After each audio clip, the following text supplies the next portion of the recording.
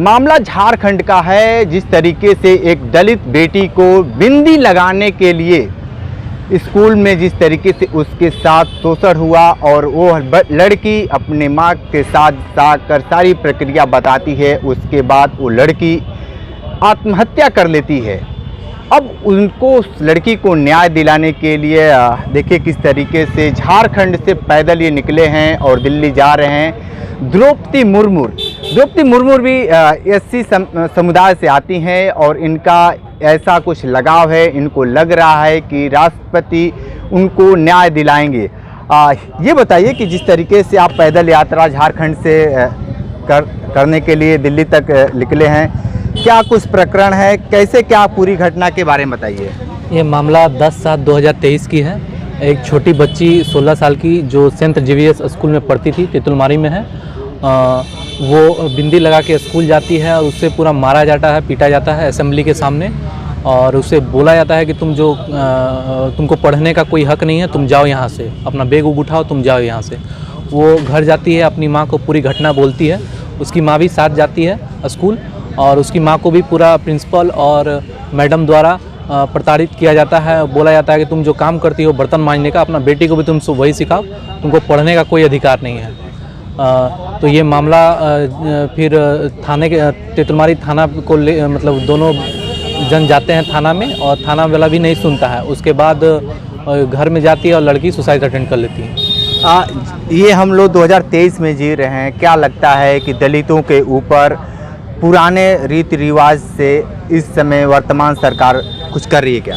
देखिए, हमें तो अभी तक ऐसा कुछ नहीं लगा क्योंकि वहाँ का सरकार भी चुप है और प्रशासन भी चुप है। दलितों के ऊपर हो रहे अत्याचार के खिलाफ अभी तक कोई आवाज़ नहीं उठाया।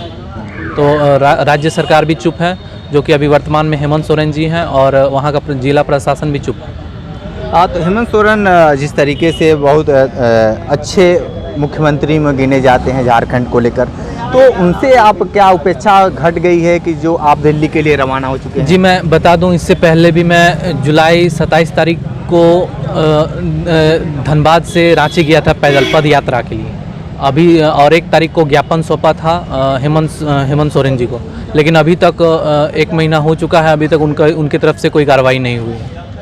आप ये बताइए कि जिस तरीके से इस बेटी को सिर्फ शिक्षा लेने के लिए, पढ़ाई के लिए इस तरीके से घटना घटा, क्या कुछ कहेंगे? जिस तरीके से तमाम प्रदेश आदिवासियों से हैं और भी प्रदेश में एससी समुदाय के लोग हैं।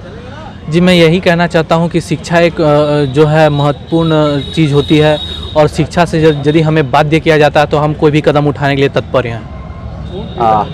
क्या उम्मीद है कि राष्ट्रपति इस उषा को न्याय दिला पाएंगे? जी, मुझे आशा ही है, बल्कि पूर्ण विश्वास भी है कि राष्ट्रपति महोदय इस विषय में और इस बच्ची को न्याय दिलाएंगे। तो देखिए, इनके टी शर्ट पे जस्टिस फॉर उषा लिखा हुआ है, एक पोस्टर भी लिए हैं और ये झारखंड से चल दिए हैं पैदल और इनकी यात्रा लगभग 1 महीने की है।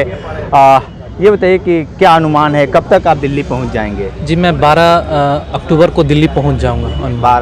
तो फिर ये काशी आने का क्या जी, देखिए, काशी आने का रीज़न था, ये हाईवे रोड के बहुत ही समीप पड़ता है और यहाँ से जो है यूपी में योगी सरकार भी हैं और उनसे भी मैं गुहार लगाना चाहता हूँ आप लोग के माध्यम से कि आप भी अपने राज्य में यदि किसी को शिक्षा के लिए बाध्य किया जाए तो आप कड़ी से कड़ी एक्शन लें। ठीक है। तो देखिए किस तरीके से ये उषा के लिए लगातार लड़ाई लड़ रहे हैं। एक चीज़ थोड़ा सा दिमाग में एक चीज़ चल रहा है कि आप परिवार के हैं कि क्या कुछ हैं आप, इस उषा के क्या हैं? जी, मैं उषा का भाई हूँ, बड़ा भाई हूँ, रिलेटिव में लगती है। और अभी तक जो है सभी कोई आशा हार चुके हैं कि इस घटना में कुछ हमें न्याय मिलेगा, लेकिन मैं अभी तक आशा नहीं हारा हूँ और मैं दिल्ली तक जाऊँगा और दिल्ली तक जाके मैं राष्ट्रपति महोदय को ज्ञापन सौंपूंगा। क्या नाम है आपका? रघुनंदन कुमार बावरी। ठीक है। तो ये रघुनंदन बावरी हैं, जिस तरीके से अपनी बहन के लिए लगातार संघर्ष कर रहे हैं, पैदल यात्रा कर रहे हैं। क्या आपको लगता है कि आज के परिवेश में शिक्षा लेना गुनाह है? अगर गुनाह है तो इस तरीके के तमाम हजारों जो दलित हैं उनके ऊपर बुलडोजर चला देने चाहिए थे, लेकिन जिस तरीके से झारखंड में हुआ है बेहद निंदनीय है। ग्राउंड जीरो से रिपोर्ट कर रहे थे, तो हमारे साथ बने रहिए। कांडी बनारसी के साथ हमें दीजिए इजाज़त। नमस्कार।